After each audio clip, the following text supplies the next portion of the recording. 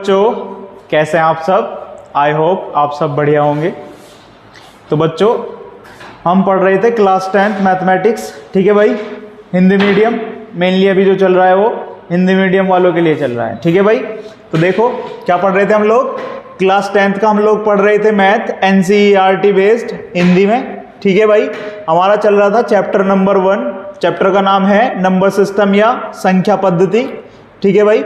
हम क्या करेंगे आज, एक्सरसाइज 1.3 का इंट्रोडक्शन करेंगे, ठीक है भाई। किस पे बात करेंगे आज हम, इंट्रोडक्शन पे बात करेंगे एक्सरसाइज 1.3 की, ठीक है। इसमें जो सबसे पहला टॉपिक है आपका वो क्या है, आपको बताना है प्रूविंग इरैशनैलिटी ऑफ रैशनल नंबर। क्या बताना भाई आपको, प्रूविंग इरैशनैलिटी ऑफ रैशनल नंबर। इसे हिंदी में बोलते हैं भाई अपरिमेय संख्या की अपरिमेयता की जांच, ठीक है भाई। अपरिमेय संख्या की अपरिमेयता की जांच। इससे पहले जो है ये इरैशनैलिटी प्रूव करने से पहले जो है आपको क्या पता होना चाहिए, आपको दो चीजें पता होनी चाहिए, रैशनल नंबर और इरैशनल नंबर। हालांकि ये हमने आपको पहले भी बताया हुआ है, लेकिन एक बार रिकॉल कर लेते हैं, ठीक है भाई। पता है सभी को परिमेय संख्या क्या होती है भाई,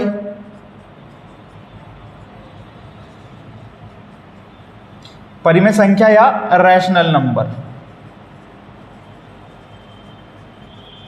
क्या होते हैं भाई, पता है? ये रैशनल नंबर या आप ये बताइए रियल नंबर, इससे भी पहले आप बताएं रियल नंबर, ठीक है भाई। तो रियल नंबर पता ही होंगे भाई सभी को। रियल नंबर कौन कौन से होते हैं, रियल नंबर या प्राकृतिक संख्याएं, वास्तविक संख्याएं लिखो।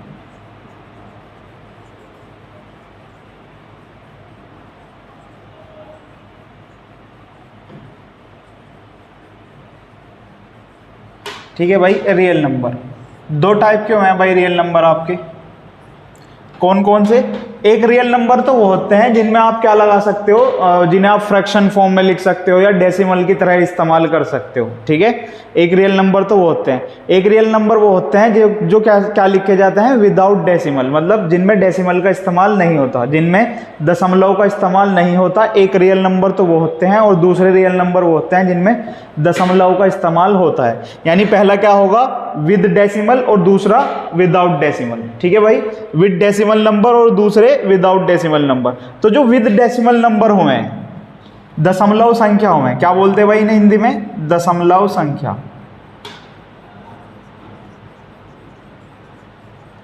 हिंदी में बोलते हैं इन्हें दशमलव संख्या या डेसिमल नंबर। कौन कौन से हुए हैं भाई, ये डेसिमल नंबर भी 3 टाइप के हुए हैं भाई आपके, पता है, बताएगा कोई। जैसे 2.24 है, ये कैसा नंबर है, डेसिमल नंबर है, दशमलव संख्या है 2.24, ठीक है भाई। ये कहाँ हो गया, यहीं पे खत्म हो गया। तो इस तरीके की जो संख्याएं हुए हैं जो पूरी तरीके से क्या हो जाए, खत्म हो जाए, टर्मिनेट हो जाए, ठीक है। तो ये कैसा नंबर है, टर्मिनेटेड है। टर्मिनेटेड का मतलब जो खत्म हो जाए, समझ रहे हो भाई। ये कैसा नंबर है, टर्मिनेटेड नंबर है जो खत्म हो जाए। तो एक तरीके का दशमलव क्या होता है, 2.24, ये टर्मिनेटेड है, यानी जो समाप्त हो जाए, ठीक है भाई। ये टर्मिनेटेड है, टर्मिनेटेड मतलब जो समाप्त हो जाए, ठीक है भाई। क्या लिखेंगे, जो समाप्त हो जाए, जो समाप्त हो जाए। समाप्त हो जाए मतलब ये आगे नहीं बढ़ेगा, ये पूरा डिवाइड हो चुका, ये पूरा विभाजित हो गया है, इसीलिए से क्या कहा, टर्मिनेटेड कहा। तो एक तो दशमलव का नंबर ये बनेगा आपका। एक सपोज दूसरा नंबर जो है दशमलव में आपने क्या लिख लिया, 2.242424, यानी 24242424 क्या हो रहा है यहाँ पे, लगातार रिपीट हो रहा है। अप टू दिखा देंगे आप, ये अप टू के 2-3 साइन दिखा देंगे आप, यानी ये क्या चल रहा है, ये प्रोसेस कंटिन्यू चल रहा है। तो आप इसे कैसे लिख सकते हो, आप इसे लिख सकते हो 2.24 के ऊपर बार लगा के, ठीक है भाई। 2.24 के ऊपर क्या लगा देंगे आप, बार या बार लगा देंगे आप, ठीक है भाई। समझ में आया। ये कैसा नंबर है, देखो ये टर्मिनेट नहीं हुआ, ये खत्म नहीं हो रहा, ये लगातार चल रहा है, तो ये टर्मिनेट तो है नहीं, लेकिन कैसा है, ये अपने आप को बार बार दोहरा रहा है, रिपीट कर रहा है। तो आप इसे क्या कहोगे, नॉन टर्मिनेटेड बट रिपीटेड। क्या कहेंगे आप इसे, नॉन टर्मिनेटेड बट रिपीटेड, ऐसी संख्या जो समाप्त तो नहीं हो रही मगर खुद को दोहरा रही है। समझ रहे हैं आप बात? दशमलव के बाद के जो अंक हैं वो एक पर्टिकुलर पैटर्न में क्या कर रहे हैं, खुद को दोहरा रहे हैं। जैसे 2 4 2 4 2 4 2 4 2 4, ये क्या कर रहा है, यहाँ पे भी 2 4, यहाँ पे भी 2 4, यहाँ पे भी 2 4, ये सब क्या कर रहे हैं, बैक टू बैक क्या आ रहे हैं, दोहरा रहे हैं, अपने आप को रिपीट कर रहे हैं। तो आप इसे क्या कहोगे, नॉन टर्मिनेटेड बट रिपीटेड। ठीक है भाई, आप इसे क्या कहेंगे, non terminated but repeated number. अब तीसरे टाइप का ये देख लें आप, 2.245678293426932। तो ये देख रहे आप, यहाँ तक आपने इतना डेसिमल के बाद इतने अंक तक निकाल लिया आपने, लेकिन अभी तक किसी एक पर्टिकुलर पैटर्न में नंबर जो है वो अपने आप को दोहरा नहीं रहे हैं। 2 का इस्तेमाल एक बार यहाँ हुआ, 2 के बाद 4 आया, लेकिन यहाँ पे 2 के बाद क्या है, 6 है, यहाँ पे 2 के बाद कोई दूसरा नंबर आएगा, मतलब पैटर्न कोई नहीं है। ऐसा आप पैटर्न नहीं ढूंढ सकते इसके अंदर कि हाँ भाई यहाँ पे ये संख्या दोबारा दोहराई जा रही है। तो ये संख्या कैसी होगी, ये संख्या क्या कहलाती हैं, ये संख्या कहलाती हैं आपके पास, ये भी डेसिमल में ही है, दशमलव में ही लिखा हुआ है ये नंबर भी, लेकिन ये कैसा नंबर है, non terminated but non repeated. ना तो टर्मिनेट हो रहा, ना तो खत्म हो रहा, और ना ही क्या कर रहा है, खुद को दोहरा रहा है, दशमलव के बाद कोई पर्टिकुलर पैटर्न को दोहरा रहा है। तो ऐसे नंबर क्या होंगे, नॉन टर्मिनेटेड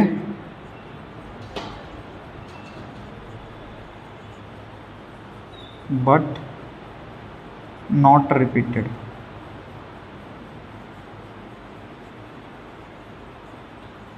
ठीक है भाई, non terminated non repeated number होते हैं, ना तो ये टर्मिनेट यानी खत्म ही होते हैं, और ना ही क्या करते हैं, खुद को दोहराते हैं। तो ये जो non terminated non repeated number होते हैं, इन्हें आप क्या बोलते हो, इर्रेशनल नंबर बोलते हैं। समझ रहे हो भाई, इन्हें क्या बोलते हैं आप लोग, इर्रेशनल नंबर या अपरिमेय संख्या। यही क्या होती हैं आपके, अपरिमेय संख्याएं। यही संख्याएं क्या होती हैं, अपरिमेय संख्याएं होती हैं। अपरिमेय संख्या की डेफिनेशन याद है किसी को, वो सभी संख्याएं अपरिमेय संख्याएं होंगी जिन्हें आप P/Q के रूप में नहीं लिख सकते हो, और Q नॉट इक्वल्स टू 0 होना चाहिए। ठीक है, तो वे सभी संख्याएं क्या होंगी, अपरिमेय संख्या होंगी जिन्हें आप P/Q के रूप में ना लिख सकते हो, और जहां Q 0 नहीं होना चाहिए। और ये जो ये है टर्मिनेटेड और नॉन रिपीटेड टर्मिनेटेड, ये दोनों संख्याएं कैसी होंगी आपकी, ये दोनों होते हैं आपके रैशनल नंबर। ये कैसे होते हैं भाई, इर्रेशनल नहीं रैशनल। कैसे होते हैं भाई ये आपके, ये होते हैं आपके रैशनल नंबर या परिमेय संख्या। परिमेय संख्या की डेफिनेशन याद होगी भाई, सभी को बताया था प्रीवियस वीडियो में। क्या हुआ, परिमेय संख्या वह दुनिया के वह सभी नंबर परिमेय संख्या हो सकती हैं जिन्हें आप P/Q के रूप में लिख सकते हो, जहां Q नॉट इक्वल्स टू 0, यानी डिनोमिनेटर जो भी ये क्या है आपका हर है, ये हर जो है वो 0 नहीं होना चाहिए बस। ठीक है, ये अंश होता है, ये हर होता है, तो हर में जो भी नंबर है बस वो नंबर 0 नहीं होना चाहिए, और आप उस नंबर को P/Q के रूप में लिख सकते हो। तो दुनिया के ऐसे सारे नंबर क्या कहलाएंगे, आपकी परिमेय संख्याएं कहलाएंगे। समझ में आया? तो ये था आपका रैशनल और ये इर्रेशनल। तो ये तो था ये रियल नंबर का कैसा पार्ट था, दशमलव पार्ट था। समझ में आया भाई, बढ़िया से, कंपटीशन में बहुत हेल्प करता है आपको ये। ठीक है भाई, अब इसी तरह एक तो ये था इसका दशमलव रूप। ठीक है भाई, रियल नंबर का कैसा रूप है, दशमलव रूप। और दूसरा क्या है, जिसमें दशमलव ना हो। ठीक है, तो बिना दशमलव के, ठीक है, बिना दशमलव संख्या। तो जो बिना दशमलव संख्या हुए हैं वो कैसे हुए हैं, वो सबके सब क्या हुए हैं, पूर्णांक हुए हैं भाई। क्या हुए हैं, वो सबके सब पूर्णांक हुए हैं। समझ रहे हो, पूर्णांक कैसे होते हैं, ये सब पूर्णांक होंगे जिन्हें आप नंबर लाइन पे दिखाते हो। ये क्या आपका +1, ये आपका 2, ये 3, ये 4, ये up to infinite plus infinity तक जाएगा।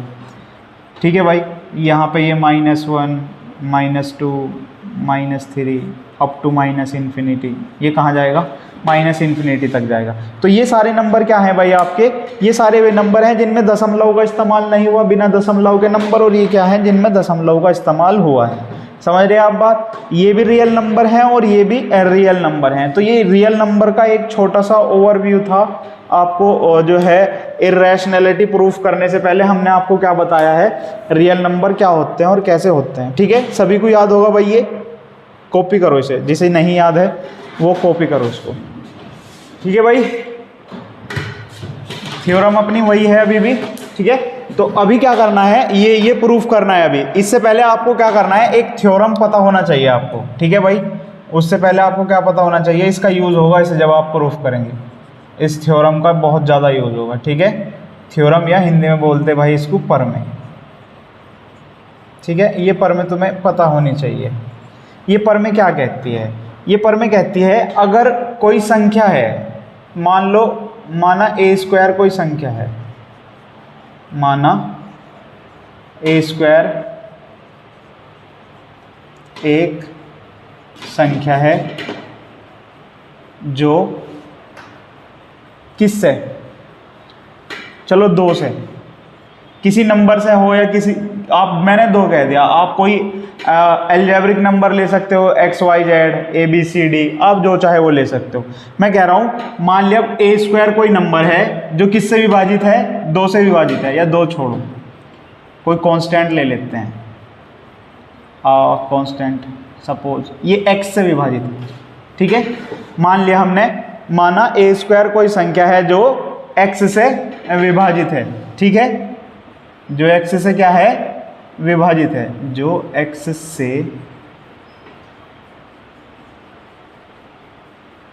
विभाजित होती है। ठीक है भाई, आपने क्या कर लिया, मान लिया एक संख्या ए स्क्वायर है जो क्या है, एक्स से विभाजित है।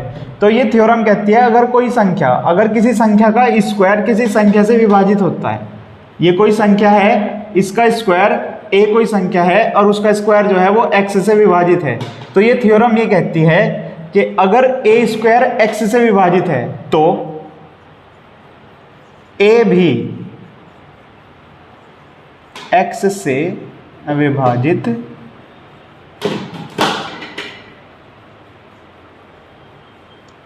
होगा। ठीक है, ये छोटी सी थ्योरम है, ये आपको याद रखनी है। ठीक है भाई, इसका बहुत रोल है, इसका आप जो है इसका बहुत इस्तेमाल करेंगे। ठीक है, जहां ए व एक्स दोनों क्या हैं, दोनों इंटीजर या पूर्णांक हैं। ठीक है भाई, जहां ए व एक्स दोनों क्या होने चाहिए, आपके पूर्णांक होने चाहिए। समझ में आया भाई? ठीक है, तो ये बात है। अब आपको ये प्रूफ करना था इर्रेशनैलिटी ऑफ इर्रेशनल नंबर, तो उसके इसे प्रूफ करने के लिए आप क्या ले लेंगे, इसे प्रूफ करने के लिए आप एक एग्जाम्पल ले लेंगे। एग्जाम्पल में आप क्या करना है, आपको यही चीज, यही लिख रहा हूं मैं, सिद्ध करो कि √2 एक अपरिमेय संख्या है, अपरिमेय संख्या है। यह आपको सिद्ध करना, √2 क्या है, एक अपरिमेय संख्या है। तो √2 क्या है, अपरिमेय संख्या है। अगर आप ये सिद्ध कर देते हैं कि ये एक अपरिमेय संख्या है, तो आप क्या प्रूफ कर देंगे, इर्रेशनैलिटी ऑफ इर्रेशनल नंबर। समझ में आ रही बात? अगर आप ये सिद्ध कर देते हैं कि 2 क्या है, एक अपरिमेय संख्या है, तो आप क्या प्रूफ कर चुके होंगे उस वक्त, इर्रेशनैलिटी ऑफ इर्रेशनल नंबर। समझ में आया भाई? प्रूफ करें, चलो जी सॉल्व कर लो इसे। इससे पहले ही 2 पार्ट्स में डिवाइड कर लो। ठीक है भाई, बोर्ड को क्या कर लो, पहले 2 पार्ट्स में ब्रेक कर लो आप। तो आपको क्या करना है, इर्रेशनैलिटी प्रूफ करनी है। तो इसके लिए आप क्या यूज करते हैं, इसके लिए यूज करते हैं आप कंट्राडिक्शन मेथड। ठीक है भाई, क्या बोलते हैं इंग्लिश में, कंट्राडिक्शन मेथड। ठीक है भाई, समझ में आया? या विरोधाभास नियम, या विरोधाभास प्रमेय, ऐसा भी कह सकते हैं इसे हिंदी में। ठीक है, विरोधाभास प्रमेय या कंट्राडिक्शन थ्योरम का इस्तेमाल आप करते हैं या कंट्राडिक्शन मेथड का इस्तेमाल करते हैं आप, ठीक है भाई। तो उस कंट्राडिक्शन मेथड में आप क्या करेंगे, कुछ गलत अजम्पशन कर लेंगे, अपनी तरफ से कुछ गलत मान लेंगे।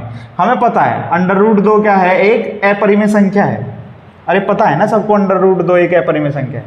अंडर रूट के अंदर देखो, मुझे कैसे पता है, मैं बता रहा हूँ। अंडर रूट के अंदर अगर कोई भी नॉन परफेक्ट स्क्वायर नंबर है, जैसे 1 है परफेक्ट स्क्वायर नंबर है तो इसकी वैल्यू 1 आ जाएगी। लेकिन 2 है, कैसा नंबर है, नॉन परफेक्ट स्क्वायर नंबर है, इसकी वैल्यू √2 ही रहेगी। अगर क्या होता √3 होता तो भी वैल्यू क्या आती, इसकी √3 आती।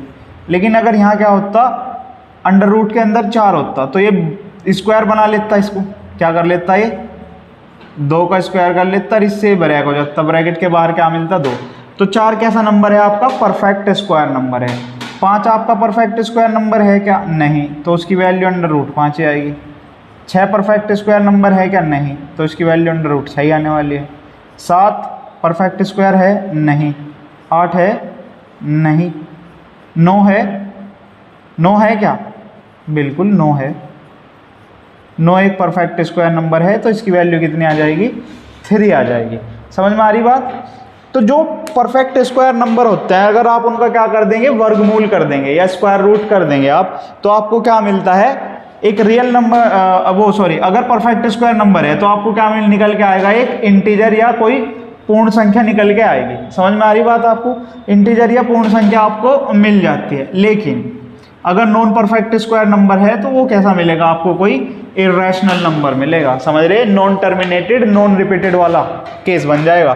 तो आपको क्या करना है, आप गलत एजम्पशन कर लेंगे। आप यहाँ क्या लिखेंगे, माना अंडर रूट 2 एक परिमेय संख्या है।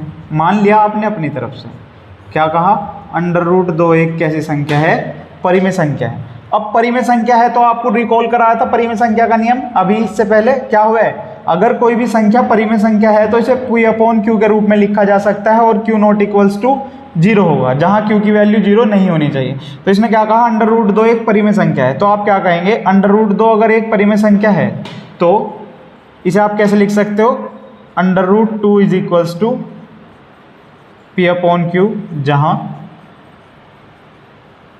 जहां Q नॉट इक्वल्स टू 0 होना चाहिए, जहां Q की वैल्यू क्या नहीं होनी चाहिए भाई, 0 होनी चाहिए। यदि P व Q दोनों ही सह अभाज्य संख्या, यदि दोनों ही क्या हो, ये सहअभाज्य संख्या या को प्राइम नंबर हो। को प्राइम नंबर पता है, चलो ये भी सीख लो।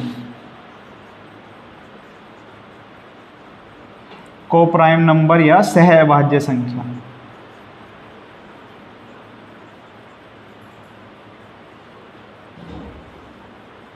को प्राइम नंबर या सहअभाज्य संख्या, वे दुनिया के सारे नंबर सहअभाज्य संख्याएं होंगी जिन्हें आप फर्दर सिंप्लीफाइड ना कर सको। देखो एग्जांपल के लिए ले लो, आपने सपोज यहाँ पे लिख लिया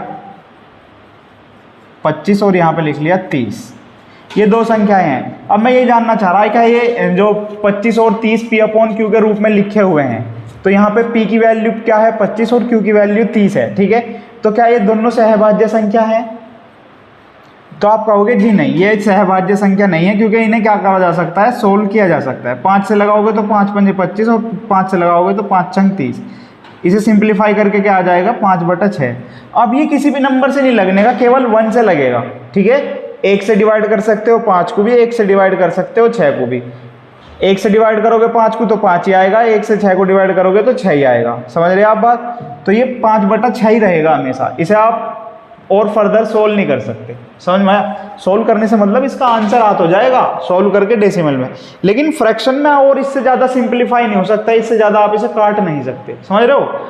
तो ये जो ये फॉर्म बनी 5/6 वाली, अभी यहाँ ये भी और ये भी, ये 5 भी और ये 6 भी, ये दोनों के दोनों नंबर कैसे हैं, को प्राइम नंबर हैं। ये दोनों नंबर कैसे हैं भाई, को प्राइम नंबर या सहअभाज्य संख्या है, ठीक है।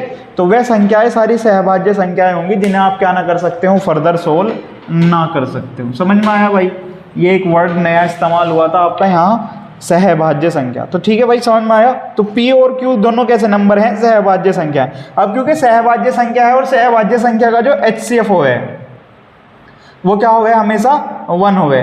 तो इन दोनों का HCF लिख लेंगे आप।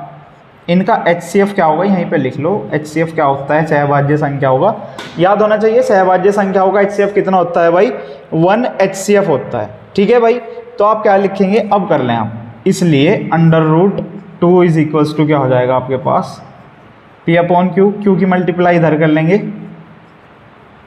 तो Q√2 is equals to P। ठीक है भाई, अब आप क्या लिखेंगे, दोनों ओर का वर्ग करने पर, दोनों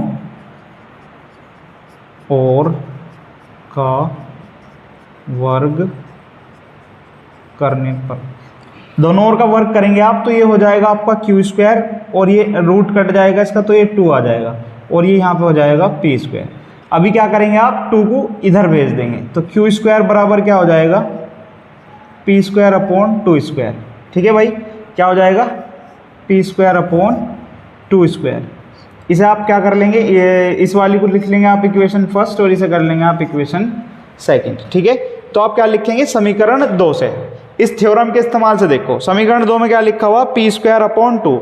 ये थ्योरम क्या कहती है, अगर किसी संख्या को अगर कोई संख्या a² है और उसे x से विभाजित किया जा सकता है तो a को भी x से विभाजित किया जाएगा। अगर P² को 2 से डिवाइड किया जा सकता है तो P को भी तो 2 से डिवाइड किया जाएगा ना, इस थ्योरम के इस्तेमाल से। ठीक है, समझ में आया। प्रमेय अनुसार, ठीक है भाई, प्रमेय अनुसार आप क्या कह सकते हो, प्रमेय अनुसार आप कह सकते हो यदि P² को 2 से विभाजित किया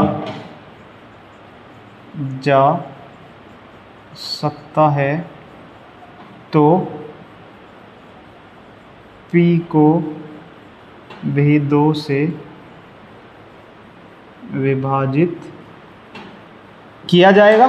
ठीक है भाई, P को भी 2 से क्या किया जाएगा, विभाजित किया जाएगा। ठीक है भाई, P को भी 2 से विभाजित कर लेंगे आप, तो आप क्या लिखेंगे P/2 is equals to C। मान लो अपनी तरफ से, अरे भाई ये इससे डिवाइड हो जाएगा तो मान लो डिवाइड करके क्या आ गया आपका आंसर C आ गया। ठीक है, तो P/2 इज इक्वल्स टू क्या आ गया आपके पास C, तो P बराबर आप क्या रख लेंगे 2C। अब इस P का मान आप कहाँ रखेंगे, इस P का मान आप कहाँ रख लें समीकरण 1 में। ठीक है भाई, समीकरण 1 से ये P का मान आप यहाँ रखेंगे समीकरण 1 में। तो समीकरण 1 क्या है आपके पास, Q√2 is equals to P और P की जगह क्या आ जाएगा 2C। ठीक है, अब आप क्या करें अगेन दोनों ओर का वर्ग करने पर, दोनों ओर, इसे इक्वेशन नंबर 3 कर लेंगे। ठीक है, दोनों ओर का वर्ग करने पर। ठीक है भाई, दोनों ओर का वर्ग करेंगे, दोनों ओर का वर्ग करेंगे तो यहाँ आ जाएगा आपका पास Q² और ये इंटू 2 रूट कट जाएगा और ये हो जाएगा आपके पास 4C²। ठीक है भाई, इसे 2 से लगाएंगे तो ये 2 टाइम जाएगा तो Q² इज इक्वल्स टू क्या आ गया आपके पास 2C² या Q²/2 is equals to C²। अब आप क्या करेंगे अगेन प्रमेय के अनुसार यदि Q² को 2 से विभाजित किया जा सकता है तो Q को भी 2 से विभाजित किया जाएगा। ठीक है, ये प्रमेय लिख लेंगे आप यहाँ से। ठीक है भाई, क्या लिखेंगे ये प्रमेय, वापस से ये वाली लाइन यहाँ पे लिख लेंगे, क्या लिखेंगे यदि P की जगह क्या आ जाएगा Q², यदि Q² को 2 से विभाजित किया जा सकता है तो Q को भी 2 से विभाजित किया जाएगा। ठीक है, इसलिए आप क्या लिखेंगे इसे, इसलिए Q/2 इज इक्वल्स टू क्या आ गया सपोज D, मान लो अपनी तरफ से माना, इसे डिवाइड करके आपको क्या मिला यहाँ से D मिल गया। ठीक है भाई, इसे डिवाइड करके क्या मिला आपको यहाँ से D मिल गया, तो Q की वैल्यू क्या आ गई आपके पास Q is equals to 2D। इसे क्या कर लेंगे आप इक्वेशन नंबर 4 कर लेंगे। अभी आप क्या देख रहे हैं समीकरण 3 और 4 को देखो, समीकरण 3 व 4 को देखें, 3 व 4 को देखो, चलो लिख लो एक बार, मैं 3 को लिख रहा हूँ P is equals to 2C, 4 को लिख रहा हूँ PQ is equals to 2D। ठीक है भाई, यानी P का जो मान है वो 2C है और Q का जो मान है वो 2D है। तो एक चीज़ देख रहे हो, यहाँ भी 2 है और यहाँ पे भी 2 है। जबकि आपको क्या पता है P और Q कैसी संख्याएं हैं, P व Q दोनों कैसी संख्याएं हैं, सहभाज्य संख्या। और सहभाज्य संख्या होगा HCF क्या होगा 1। लेकिन यहाँ पे HCF क्या बन रहा है, 2 बन रहा है। और उसके अलावा 1 से भी तो डिवाइड की जा सकती होंगी ये दोनों संख्याएं। तो HCF इसका 2 भी हो सकता है और 1 भी हो सकता है, यानी 2 HCF बन रहे इसके अभी यहाँ, समझ रहे आप। या 2 × 1 करोगे तो 2 ही आ जाएगा। तो इसका HCF क्या आ रहा है यहाँ पे, 2 आ रहा है, समझ रहे हो भाई। इसका HCF क्या आ रहा है यहाँ पे, ये 2 HCF आ रहा है, ठीक है। तो ये तो गलत हो गया ना भाई। अगर कोई सहभाज्य संख्या है तो उसका HCF हमेशा क्या होगा, 1 ही होगा भाई, ठीक है। तो ये गलत है, यानी आपने जो अजम्पशन माना था, आपने जो माना था कि √2 क्या है, एक परिमेय संख्या है, वो आपने क्या किया, गलत माना, समझ रहे आप, वो आपने गलत माना। इसका मतलब क्या हुआ, इसका मतलब ये हुआ कि √2 कोई परिमेय संख्या नहीं बल्कि अपरिमेय संख्या है, ठीक है। अतः स्पष्ट है, अतः इससे स्पष्ट है हमने जो माना था कि √2 एक परिमेय संख्या है, वह सही नहीं है। इसलिए यह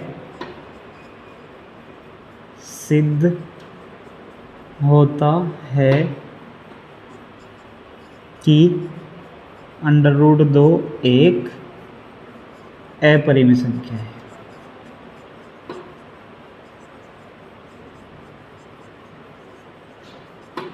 ठीक है भाई, इसे क्या कहेंगे आप, इर्रेशनैलिटी ऑफ इर्रेशनल नंबर। समझ में आया भाई, करो को। नेक्स्ट क्वेश्चन है आप अपने पास भाई, अपना नेक्स्ट क्वेश्चन है, आपको सिद्ध करना है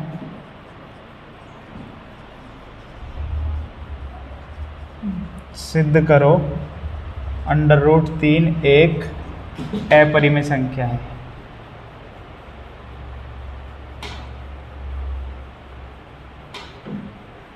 ठीक है भाई, जहां जहां √2 था वहां आप क्या रख लेंगे, √3 रख लेंगे। एज इट इज प्रूफ करना है आपको ऐसे ही, ठीक है। पहले आप क्या करेंगे, कंट्राडिक्शन रूल से आप क्या कर लेंगे, सबसे पहले √3 को क्या मान लेंगे, एक परिमेय संख्या मान लेंगे। परिमेय संख्या है तो P/Q के रूप में लिखा जाएगा। P और Q दोनों कैसी हैं, सहभाज्य संख्या, और सहभाज्य संख्याओं का HCF 1 होता है, ठीक है भाई। और आप ऐसे ही सॉल्व कर देंगे, लास्ट में क्या मिलेगा आपको, इसका जो आपको HCF मिल जाएगा वो 3 मिल जाएगा, ठीक है, क्योंकि HCF 1 हो सकता है और इसका कितना आएगा, 3 आएगा। तो आप कह देंगे, इससे यह स्पष्ट होता है कि आपने जो माना था √3 एक परिमेय संख्या है, यह गलत है। अतः इससे सिद्ध होता है कि √3 कैसी संख्या होगी, एक अपरिमेय संख्या होगी। ठीक है भाई, ये आप खुद से करेंगे। समझ में आया भाई, बहुत बढ़िया। नेक्स्ट है आपको बताना है, सिद्ध करो कि 5 - √3 एक अपरिमेय संख्या है। ये है, देखो अभी क्या था, एक सिंपल √ था, अभी क्या हुआ, √ के साथ ये क्या हो गया, एक पूर्णांक आ गया, समझ रहे हैं आप। और ये कैसा साइन आ गया, माइनस का साइन आ गया। तो एक छोटी सी चीज जो है वो नोट करके लिख लेंगे आप, यहाँ पे नोट कर लेंगे आप, ये छोटी सी चीज है, आपको पता होना चाहिए। देखो, अगर हम किसी परिमेय संख्या मतलब रैशनल नंबर, जब हम किसी परिमेय संख्या में कोई अपरिमेय संख्या यानी इर्रेशनल नंबर, जब हम किसी रैशनल नंबर में कोई इर्रेशनल नंबर ऐड करते हैं, जोड़ते हैं, तो उसका जो रिजल्ट मिलता है हमें, वो कैसा मिलता है, हमें हमेशा एक अपरिमेय संख्या ही मिलती है। समझ में आया भाई, जब आप किसी परिमेय संख्या में कोई अपरिमेय संख्या जोड़ेंगे तो आपको क्या मिलेगा, कोई अपरिमेय संख्या। जब आप किसी परिमेय संख्या में से कोई अपरिमेय संख्या घटाएंगे तब भी आपको अपरिमेय संख्या मिलेगा। इसका अपोजिट भी क्या है भाई, वैलिड है। अगर आप किसी अपरिमेय संख्या में से कोई परिमेय संख्या घटा देंगे तो भी क्या मिलेगी आपको, कोई अपरिमेय संख्या ही मिलने वाली है। ठीक है भाई, तो ये प्लस माइनस की कहानी हो गई। अब मल्टीप्लाई वो देख लो भाई, मल्टीप्लाई की कहानी देख लो भाई। मल्टीप्लाई क्या कहता है, अगर आप किसी रैशनल नंबर में किसी इर्रेशनल नंबर से मल्टीप्लाई कर देते हैं ना, समझ रहे हो, अगर आप किसी रैशनल नंबर में किसी इर्रेशनल नंबर से मल्टीप्लाई कर देते हो तो आपको कोई रैशनल नंबर भी मिल सकता है और कोई इर्रेशनल नंबर भी मिल सकता है। ठीक है, आपको कोई रैशनल नंबर भी मिल सकता है और कोई इर्रेशनल नंबर भी मिल सकता है। देखो, ठीक है, देखो मान लो रैशनल नंबर है कोई, मान लो अपने पास 5 है और इर्रेशनल नंबर है सपोज अपने पास √5, तो आपको क्या मिलेगा, 5 प्लस √5 क्या आ जाएगा, 5 √5, और वो कैसा नंबर आएगा, कोई इर्रेशनल नंबर आएगा। समझ रहे हो। इसी तरह ये देखो, आप 5 में से अगर √5 को माइनस कर दोगे तो भी क्या मिलेगा आपको, कोई इर्रेशनल नंबर ही मिलने वाला है। समझ रहे हो, तो भी क्या मिलेगा, कोई इर्रेशनल नंबर। इसी तरह इर्रेशनल, मान लो √5 में से आपने 5 माइनस कर दिया तो भी आपको इर्रेशनल ही मिलेगा। अगर ये वाला देखो, ये वाला अच्छा है, अगर आप किसी इर्रेशनल नंबर किसी रैशनल नंबर में किसी इर्रेशनल नंबर से मल्टीप्लाई करते हैं तो आपको रैशनल नंबर मिल सकता है। समझ रहे हो, सॉरी ये तो हमेशा इर्रेशनल ही रहेगा भाई, ये वाला नहीं, ये हमेशा कैसा रहेगा भाई, इर्रेशनल ही रहेगा। कैसे, मान लो 2 से जो है आप √5 में मल्टीप्लाई करेंगे तो ये क्या आ जाएगा 2√5, और 2√5 कैसा नंबर आएगा आपका, इर्रेशनल नंबर आएगा। नेक्स्ट है आपका, अगर आप किसी इर्रेशनल नंबर में इर्रेशनल नंबर से मल्टीप्लाई करते हैं तो वो आपको रैशनल और इर्रेशनल दोनों में से कोई भी हो सकता है। ठीक है, इर्रेशनल के केस में होता है भाई ये। ठीक है भाई, देखो कैसे, एग्जाम्पल ले लो इसका। सपोज एक इर्रेशनल नंबर आपके पास कितना है, √2 है, और दूसरा इर्रेशनल नंबर आपके पास कितना है, √5 है। तो इन दोनों का जब आप मल्टीप्लाई करोगे तो कितना मिल जाएगा आपको, ये √10 मिल जाएगा। ठीक है भाई, अंडर रूट में क्या हो जाएगी, मल्टीप्लाई हो जाएगी। या जाने दो, इसे ऐसे ही रखो, √2 √5 मिला आपको, समझ में आया, √2 और √5 मिल गया आपको। ये तो था, ये कैसा केस आया, ये तो इर्रेशनल वाला केस आया। दूसरा देखो, अगर यहाँ पे क्या बदल जाए चीज़ें, अगर इसकी जगह क्या रख लें आप, √2, और दूसरा इर्रेशनल नंबर भी आप क्या ले लें, √2 ही ले लें, तो आपको क्या मिल जाएगा यहाँ पे, √2 × √2 मिल जाएगा। और 2 कैसा नंबर है, एक रैशनल नंबर है। ये कैसा नंबर है, एक रैशनल नंबर है। तो इर्रेशनल वाले केस में ये हो जाता है। ठीक है, ये नोट कर लेना, आपको समझ में आया भाई, इसी का इस्तेमाल करना है आपको। बहुत बढ़िया। देखो वापस से सवाल पे आ जाओ, क्या लिखा हुआ था, सिद्ध करो 5 माइनस √3 एक अपरिमेय संख्या। अब देखो रैशनल माइनस इर्रेशनल, तो रैशनल माइनस इर्रेशनल भी क्या मिलेगा आपको, इर्रेशनल ही मिलेगा। ये तो आपको पता चल गया, ये जो अभी नॉलेज दी है आपको उसके अकॉर्डिंग आपको पता है कि ये इर्रेशनल तो है, देखते ही पता चल गया कि ये इर्रेशनल है, बट आपको ये प्रूफ करना है कि ये इर्रेशनल है या नहीं है। तो वही कहानी करेंगे आप वापस से, कंट्राडिक्शन मेथड। अगेन आप क्या कर लेंगे, गलत अजम्पशन कर लेंगे। आप क्या कहेंगे, माना 5 माइनस √3 एक अपरिमेय संख्या है, सॉरी परिमेय संख्या है, परिमेय संख्या है। अब परिमेय संख्या है तो इसे कैसे लिखा जाना चाहिए, परिमेय संख्या है तो इसे लिखा जाना चाहिए भाई P/Q के रूप में। तो आप इसे क्या लिखेंगे, P/Q, जहां Q 0 नहीं हो सकता। ठीक है, यदि P व Q दोनों ही सहअभाज्य संख्या है, अगर ये दोनों ही कैसी हैं, सहअभाज्य संख्या है, तो आप क्या कहोगे, सहअभाज्य संख्या का HCF क्या होता है, 1, तो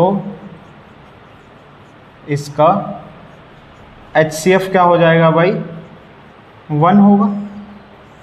तो इसका HCF क्या होना चाहिए भाई, 1 होना चाहिए। इसलिए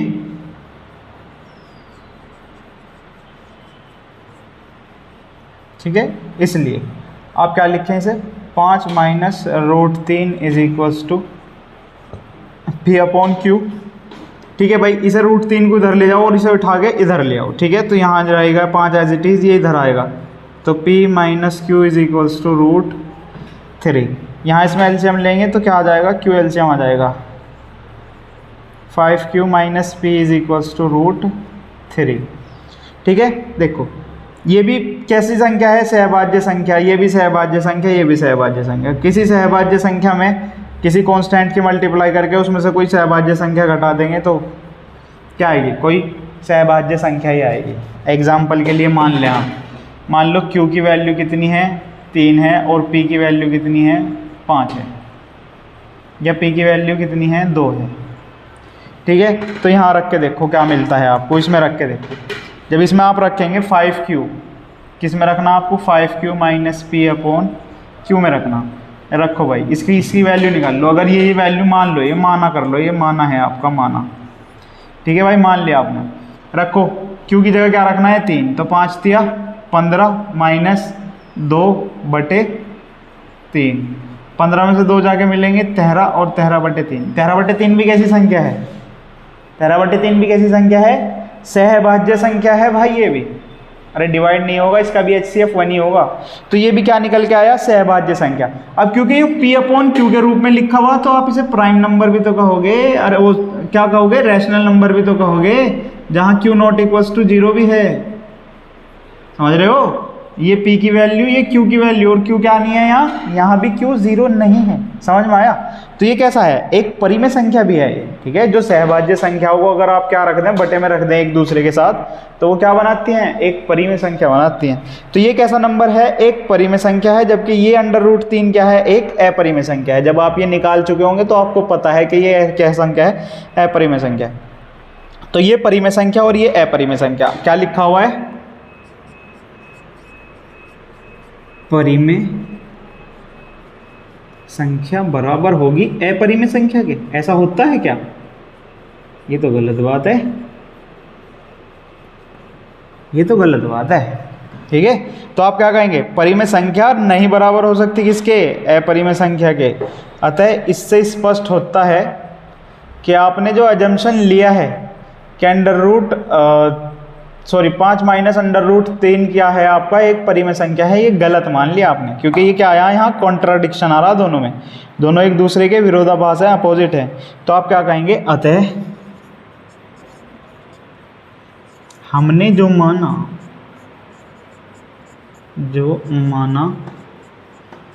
कि 5 माइनस √3 एक परिमेय संख्या है, वह गलत है।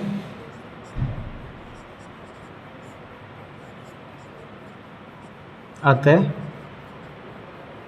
स्पष्ट है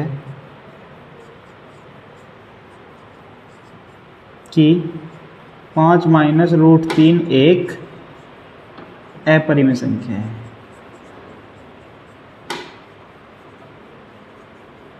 ठीक है भाई, 5 माइनस √3 क्या है अपनी, एक अपरिमेय संख्या। तो यही सिद्ध करना था आपको। ठीक है भाई, हो जाएगा, बहुत बढ़िया। ये तो था प्लस वाला, ये तो था माइनस वाला। प्लस वाला भी ऐसे ही होगा। ठीक है, ये सिंपल बता दिया, ये प्लस वाला, ये माइनस वाला बता दिया, प्लस वाला भी ऐसा ही होगा। अपोजिट भी इसके ऐसे ही रहेंगे। एक मल्टीप्लाई वाला और ले लेते हैं, एक मल्टीप्लाई वाला केस और ले लेते हैं। आपको क्या करना है, इस बार आपको करना है, ये क्वेश्चन लिख रहा हूं मैं, आपको सिद्ध करो कि 2√3 एक अपरिमेय संख्या है।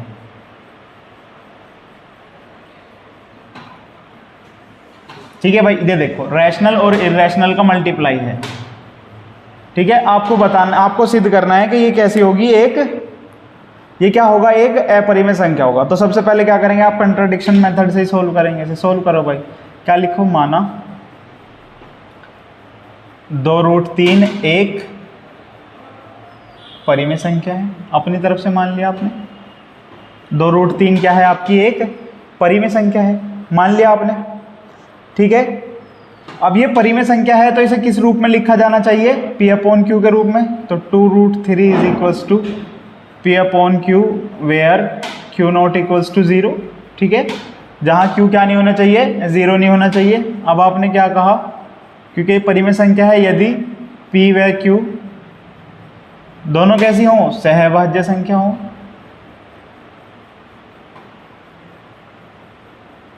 यदि पी व क्यू दोनों कैसी संख्या हैं, सहअभाज्य संख्या हैं,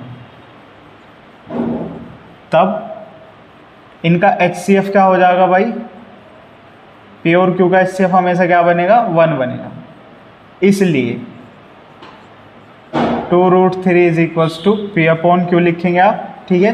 2 को आप इधर ले जाएंगे तो ये कितना बच जाएगा आपके पास, √3 is equals to P upon 2q, क्या बन जाएगा भाई, पी अपॉन 2q। अब देखो ये भी क्या है, ये परिमेय संख्या और ये अपरिमेय संख्या, वापस से आप क्या करेंगे, तुलना कर लो। तुलना करने पर दोनों ओर की तुलना करेंगे तो यहाँ क्या मिलेगा आपको, अपरिमेय संख्या, और ये बराबर लिखा हुआ है किसके, परिमेय संख्या के।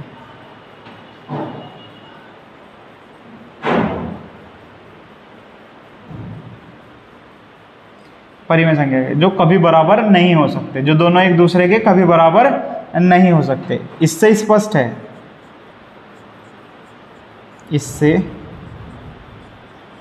स्पष्ट है कि हमने जो माना था वो गलत है। हमने जो माना था कि 2√3 एक परिमेय संख्या है,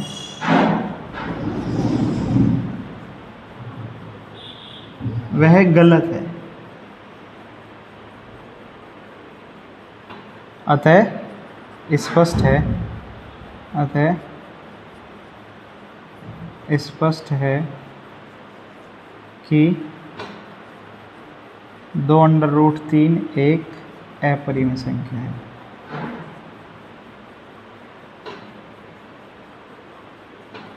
ठीक है भाई, इससे क्या स्पष्ट है, इससे साफ बात पता चलती है आपको कि ये क्या है, एक अपरिमेय संख्या है। ठीक है भाई, एक होमवर्क भी दे दें आपको, 2 हो जाएंगे आज होमवर्क आपके पास इस एक्सरसाइज से।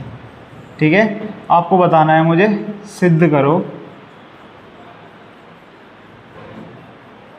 1/√2 एक अपरिमेय संख्या है। ठीक है भाई, ये डिवाइड वाला केस है, ये आपको बताना है ये अपरिमेय संख्या होगी या नहीं। सिंपल करा दिया, माइनस वाला करा दिया, प्लस वाला भी ऐसा ही होगा, मल्टीप्लाई वाला करा दिया। अब ये डिवाइड वाला है, लास्ट वाला डिवाइड वाला, ये आपको बताना है कि ये परिमेय संख्या होगी या नहीं होगी। ठीक है भाई, तो आज की वीडियो इतनी ही रखते हैं। ठीक है, ये इंट्रोडक्शन इसका यहीं तक था। ठीक है भाई, इसमें हमने आपको कुछ एग्जाम्पल भी करा दिए, इंपॉर्टेंट है भाई एग्जाम्पल आपके बोर्ड पर्पज से। ठीक है, तो कर लेना ये क्वेश्चन। ठीक है, वो क्वेश्चन भी इंपॉर्टेंट है, काफ़ी अच्छा क्वेश्चन है। 1/√2 आपको सिद्ध करना है इरेशनल नंबर होता है या नहीं होता, ये प्रूफ करना है आपको। ठीक है, तो बढ़िया क्वेश्चन है, इसे लगा के देखना घर पे। ठीक है, तो आज की एक्सरसाइज में इतना ही, बाकी कल मिलते हैं आपको। कल आपको कराएंगे इसका सॉल्यूशन। ठीक है भाई, कल क्या कराएंगे हम आपको, इसका एक्सरसाइज 1.3 का क्या कराएंगे हम आपको, कल सॉल्यूशन करा देंगे। तो आज की वीडियो में इतना ही। अगर ये आपको वीडियो अच्छा लग रहा है तो हमारी वीडियो को लाइक कीजिए। ठीक है, अपने दोस्तों के साथ शेयर कीजिए। समझ में आया भाई, लाइक करना है, शेयर करना है। ठीक है, और कमेंट सेक्शन में बताना है आपको कि आपको वीडियो कैसा लग रहा है। अगर आपको किसी तरह की कोई दिक्कत हो रही है तो वो आप हमें बताएंगे, तो हम क्या करेंगे, उस पर काम करेंगे, उसे सही करने की कोशिश करेंगे, उसे सुधारेंगे। ठीक है भाई, तो ये ज़रूर बताना है आपको कमेंट करके कि वीडियो आपको लग कैसा रहा है। ठीक है, ये ज़्यादा इंपॉर्टेंट पार्ट है वीडियो का। जब तक आप नहीं बताएंगे कि वीडियो आपको कैसा लग रहा है, कोई कमी है, कुछ दिक्कत है, इंग्लिश की कोई प्रॉब्लम है, प्रोनाउंसिएशन में कोई गड़बड़ है, या इंग्लिश हिंदी में किसी तरीके से कोई समस्या हो रही है, तो जब तक आप बताओगे नहीं कैसे पता चलेगा। तो ये आपको बताना है। ठीक है भाई, कमेंट करके बताना है कि क्या समस्या है वीडियो में। समझ में आया? तो इसे क्या करेंगे, आप अपने दोस्तों के साथ शेयर करेंगे। ठीक है भाई, जो हमारे चैनल पे नए लोग हैं वो क्या कर लें, हमारा चैनल सब्सक्राइब कर लें। ठीक है भाई, आज की वीडियो में इतना ही। All the best.